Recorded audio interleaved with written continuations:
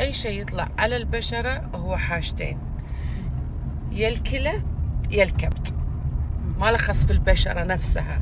يعني إذا جالك أي شيء في وجهك لا تقعد تروح دكتور علشان يعطيك شيء مضاد للي في وجهك. وجهك ما لخص، وجهك مراية كبدك ووجهك مراية الكلى. فدامني أنا طلع عندي اريتيشن، احمرار في الوجه وتهيج، معناها أنا صار عندي سموم في الكبد أو في الكلى. ليش؟ لأني كنت بحالة غضب اليومين الماضية. أنا من النوع اللي ما يغضب.